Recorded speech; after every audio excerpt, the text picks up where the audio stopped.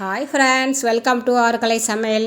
ஆறுக்கலை சமையல் இன்றைக்கி என்ன பார்க்க போகிறேன்னா, நேற்று எங்கே கிளம்பி வந்திருக்கோம் அப்படிங்கிற வரைக்கும் காமிச்சேன்னா அந்த வீடியோ தான் பார்க்க போகிறோம். தஞ்சாவூர் புன்னைநல்லூர் மாரியம்மன் கோயிலுக்கு தாங்க வந்திருக்கேன். இங்கே கோயில் என்ட்ரன்ஸ் இது தான். ஸ்கூல் பிள்ளைங்கள்லாம் அழைச்சிட்டு வந்து கூட அந்த கோயிலை காமிக்கிறாங்க பாருங்கள். எந்த ஸ்கூலு எந்த ஊருன்னு தெரியல. ஸ்கூல் பிள்ளைங்க அழகாக லைனாக வரிசையாக போயிட்டுருக்காங்க.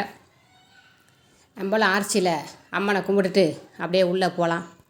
நான் ஒரு 15 வருஷத்துக்கு முன்னாடி வந்திருப்பேன்னு நினைக்கிறேன் அந்த கோயிலுக்கு. 15-17 கூட இருக்கும். அப்போ என் பசங்களாம் சின்ன பசங்களாக இருக்கும்போது ஆர்ச்சிலாம் இந்த மாதிரிலாம் போட்டு இருந்தது. ஆனால் இந்த நடந்து போகிறாங்கல்ல, இந்த நடந்து போகிறோம்ல கடைகள், இதுக்கெல்லாம் நிழல்லாம் இப்போ போட்டிருக்கிறாங்க பிறகு செட்டர் அடித்து. அப்போ எல்லாம் இல்லை. இங்கே இருக்க கோபுர தரிசனத்தை பண்ணிக்கலாம். ஃபஸ்ட்டு தரிசனத்தை பண்ணிவிட்டு அப்படியே உள்ளே போய்கிட்டே இருக்கோம். நாங்கள் இதில் என்ன பண்ணிட்டோன்னா, செப்பல் அங்கேயே கழட்டி போட்டு வந்துட்டோம் வண்டியிலேயே. சரியா, செப்பல் அங்கேயே கழட்டி போட்டு வந்துட்டு அப்படியே உள்ளே போனால் அர்ச்சனை தட்டு வாங்காமல் போயிட்டீங்க அப்படின்னு என் கூட வந்தவங்களாம் சொல்லவும், ஐயா நான் உள்ளே போய் வாங்கலாம்னு நினச்சிட்டு இருந்தேன், எனக்கு தெரியாதுல்ல, மறந்துருச்சுன்னு சொல்லி திருப்பி தலையில் அர்ச்சனை தட்டு வாங்கினாங்க. அந்த அர்ச்சனை தட்டு 50 ரூபா. 2 வாழைப்பழமும் ஒரு தேங்காய் ஒரு ஏறு இனுக்கு பூ வச்சுருக்காங்க. அவ்வளோதாங்க, 50 ரூபா. வாங்கிட்டு சரி சாமிக்கெல்லாம் கணக்கு பார்க்கக்கூடாதுன்னு அர்ச்சனை சீட்டையும் வாங்கிட்டு அப்படியே உள்ளே போனால், லெஃப்ட் சைடில் மாவிளக்கு போடுறதுக்கு, விளக்கு ஏற்றுறதுக்கு அப்படின்னு சொல்லி சைடில் ஒரு பகுதியை பிரித்து விட்டுக்கிறாங்க. அங்கே தான் விளக்கு போடணுமா, அங்கே தான் மாவிளக்குன்னு இந்த எழுதி வச்சுருக்காங்க. சரி வேலையாக லெஃப்ட் சைடில் போயிட்டு விளக்க போட்டலாம் அப்படின்னு சொல்லிட்டு இந்த என் கூட வந்தாங்களே எல்லோரும் சேர்ந்து விளக்க போட்டாச்சு அம்மனுக்கு. சரியா, புன்னைநல்லூர் மாரியம்மா ஆத்தா எல்லாருக்கும் நல்ல வழியாக காட்டாத்தான்னு சொல்லி கும்பிட்டுட்டு தீபத்தை ஏற்றிட்டு கும்பிட்டுட்டு அங்கேருந்து கிளம்பியாச்சுங்க. கிளம்புனா பக்கத்தில் உள்ளே குளம் இருக்குது. இது பழைய குளம், வெளியில் பெரிய குளமாக வெட்டி வச்சுருக்காங்க. அது ஃப்ரெஷ்ஷாக இருக்குது தண்ணி. இது பாசி பிடிச்சி தண்ணி இருக்குது அந்த சைடில். சும்மா குளத்தை எட்டி பார்த்துட்டு வந்தாச்சுங்க. உள்ளே போய் சாமியெல்லாம் கும்பிட்டு முடிச்சுட்டு வந்தாச்சு. ஏன்னா உள்ளே போய் வீடியோ எடுக்க முடியாதுல்ல. உள்ளே சாமியை கும்பிட்டு அர்ச்சனை நல்லபடியாக பண்ணிவிட்டு அம்மனை தரிசிச்சுட்டு வெளியில் வந்தாச்சு. வெளியில் வந்துட்டு அந்த முறுக்கு, அந்த ஊரில் முறுக்கு ஃபேமஸ் கூட இருக்குது. அந்த ரவுண்டாக ஸ்ப்ரிங் முறுக்கு, அதை 2 பாக்கெட்டு வாங்கிக்கிட்டு அப்படியே போய் தேங்காய் பழம் வாங்கினோம்னா அந்த கடையில் போய் அந்த தட்டை கொடுத்தோம்னா அவர் கவரில் போட்டுட்டு தட்டை அவர் எடுத்துப்பாராம். கவரில் போட்டு நம்மகிட்ட கொடுத்துருவார். அதனால் அவர்கிட்ட கொண்டே அப்படியே கொடுக்க போனாங்க. அவர் வாங்கிக்கிட்டு கவரில் போட்டு கொடுத்துட்டார்.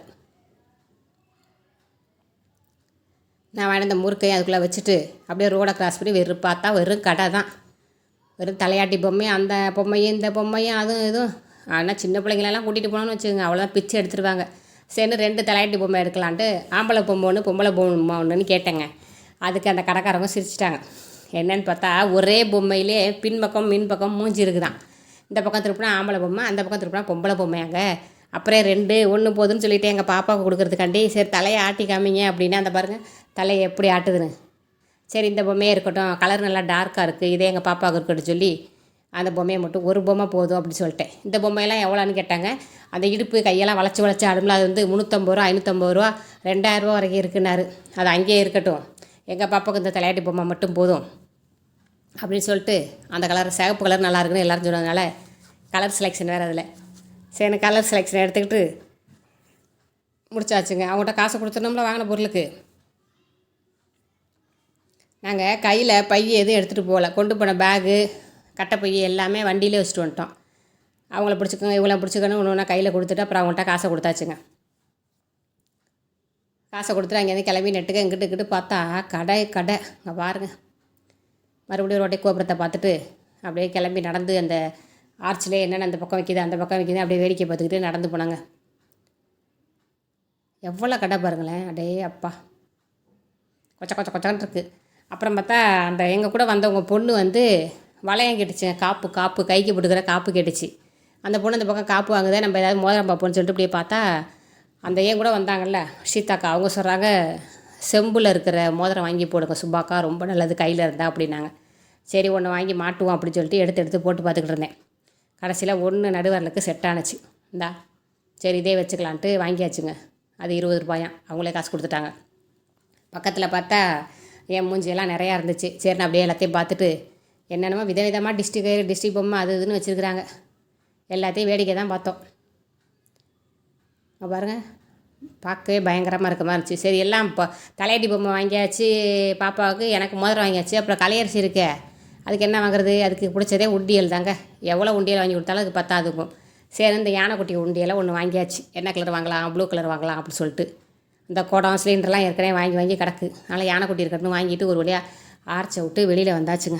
சாமி நல்லபடியாக புன்னைநல்லூர் மாரியம்மனை தரிசனம் பண்ணிவிட்டு ஒரு வழியாக வெளியில் வந்தால் இங்கே தாங்க சுடுது காலை கீழே வைக்க முடியல. அப்படியே அப்போ நான் நிழலை தேடி ஓடிக்கிட்டு இருக்கேன். செல்லையும் தூக்கிக்கிட்டு வீடியோ எடுத்துகிட்டு காலை கீழே வைக்க முடியல. வாங்கப்பான்னு கத்திக்கிட்டு பாருங்க அங்கே எங்கேயும் ஓடுறேன். ஒரு வழியாக எல்லாரையும் கும்பிட்டு வெளில வந்து வண்டி நிற்கிற இடத்துக்கு வந்தாச்சு. இதில் ஹைலைட் என்னன்னு கேட்டிங்கன்னா, நாங்கள் இங்கேருந்து வெளியில் போனோம் பாருங்கள், அது ஆட்டோ தான். ரொம்ப லாங் டூர் போனது ஆட்டோவிலே போயிட்டு வந்தது ஜாலியாக இருந்துச்சு. அடுத்து என்ன பார்க்க போகிறோம், அங்கேருந்து கிளம்பியாச்சு. தஞ்சாவூர் பெரிய கோயிலுக்கிட்ட வந்துட்டோம். நாளை பார்க்கலாம். Okay bye.